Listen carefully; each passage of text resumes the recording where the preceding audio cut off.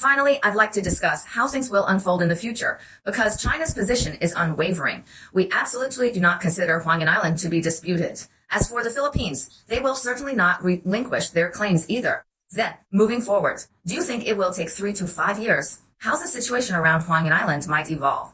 And in the longer term, the Huangyan Island issue, is there any way to resolve? As I mentioned earlier, first, our current approach is primarily reactive. Firstly, we firmly defend our sovereignty and maritime rights and interests. Define rights. The resolve to defend rights remains unwavering. On the other hand, we also hope to maintain stability in the South China Sea. However, if the Philippines continues to provoke us, I believe that including the Huangyan Islands and the entire South China Sea situation will remain unsettled. But when something does happen, I don't think we need to worry too much. Given our current strength and capabilities, we can actually accomplish much more. We can accomplish many things. So why not do them? It's because we exercise self-restraint. That's just the logic behind it.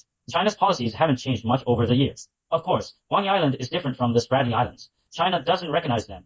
What you just mentioned, that China doesn't recognize any dispute over Huangyan Islands. But logically, they are paralyzed. That is to say, we cannot allow anyone to occupy Huangyan Islands, or occupy any unoccupied or unclaimed islands or reefs in the Spratly Islands. But we must recognize that many countries have expressed that dealing with the Philippines is difficult. The Philippines is a divided nation. To some extent, you could consider it a divided nation.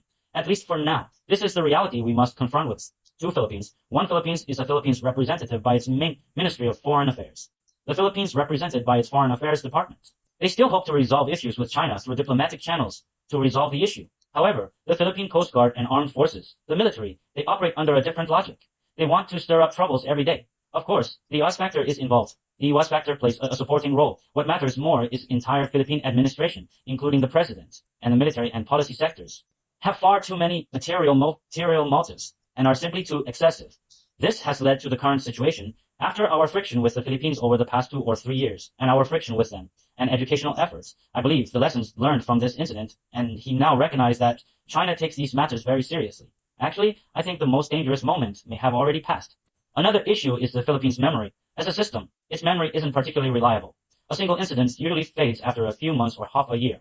So you have to keep reminding him continuously through actions to demonstrate our determination and resolve to protect our rights. Otherwise, they might misjudge the situation and think China has other priorities now. Look, the US is backing me now, so he sees his chance again. This is what happened in the past 2 or 3 years, in early 2022 and 2023.